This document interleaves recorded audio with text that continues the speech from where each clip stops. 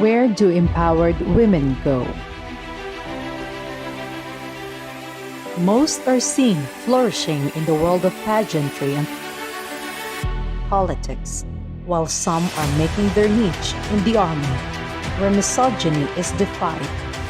Treated as equals with men, they are wrapped in their camouflage uniforms and combat boots, faithfully serving the people and protecting the nation at all costs. Their chosen vocation may be extraordinary, but they are all committed to nation building and peacekeeping efforts of the country.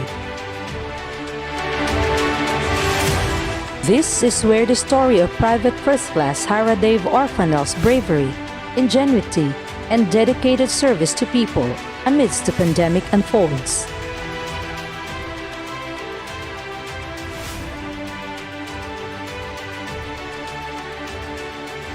She is a full-blooded Mandaya who has a big heart for community development work at the grassroots level.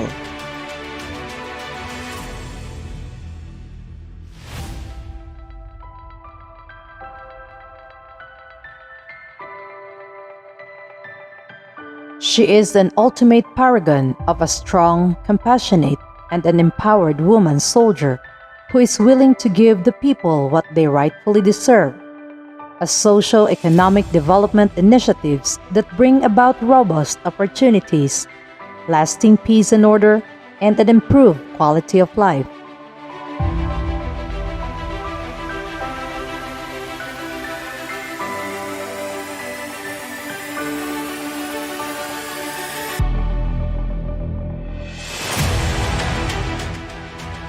In this time of pandemic, the role of military women is indispensable. Despite the threat of COVID-19, they are at the forefront of the implementation of public health measures and protocols, maintenance of public order and security, and among others. When the country announced a nationwide lockdown that went on for months, many families in the far-flung areas of Davao Oriental have suffered due to limited access to basic goods for survival, such as food and medicine. Responding to this urgent need without any hesitation, she initiated the packing and distribution of food packs in collaboration with the concerned local government units, various non-governmental organizations, and other volunteers. Notwithstanding the threats of the deadly virus, she visited those affected areas and handed the donations personally.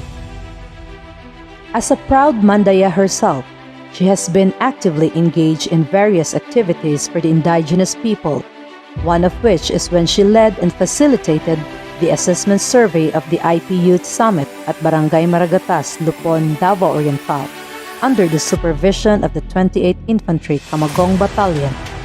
She is a staunch advocate of the protection and advancement of the rights of the tribes, which comprise the tribe people of Mindanao.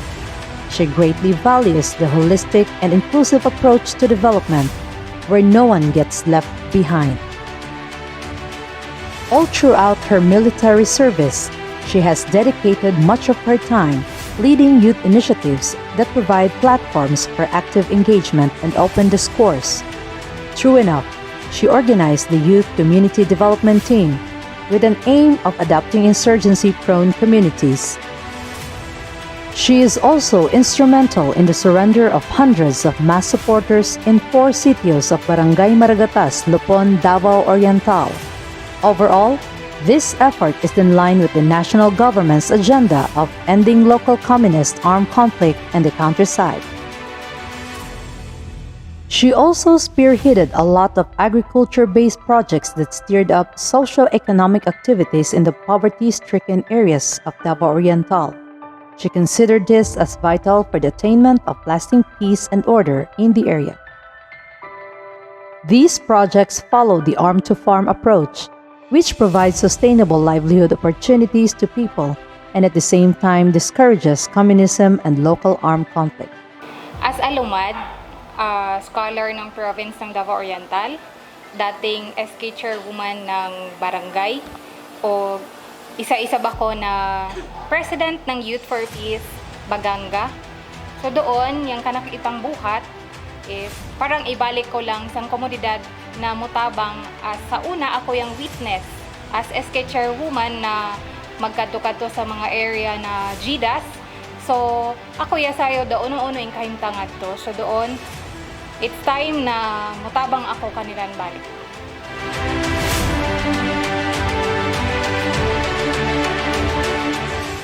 She has achieved so much that she was able to help in the Pabayanihan project that offers free housing to the poor, construction of egg-laying house in Sitio Sigang, Sitio Banay-Banay, Sitio Katumbal, and Sitio Pigdungan at Barangay Maragatas, Lupon, Davao Oriental, building of community entertainment hall and solar panel for 30 households to light their houses at night.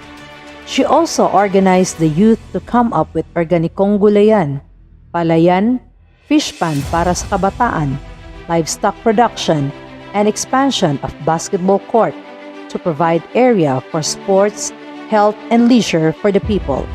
She made this possible with her collaborative skills that allowed stakeholders to provide support in the completion of these projects. In order to utilize the untapped resources of many scenic and forest areas of Lupon, Davao Oriental, which are mostly breeding grounds of terrorism, she explores and conducts ocular site visits to check the potential of converting them to future tourist destination. She envisions these places to be at the center of development while creating possible business opportunities for the communities. She coined this as Terrorism to Tourism program, a creative way of resolving armed conflict and violence and changing the negative perceptions of tourists by economically and environmentally productive means.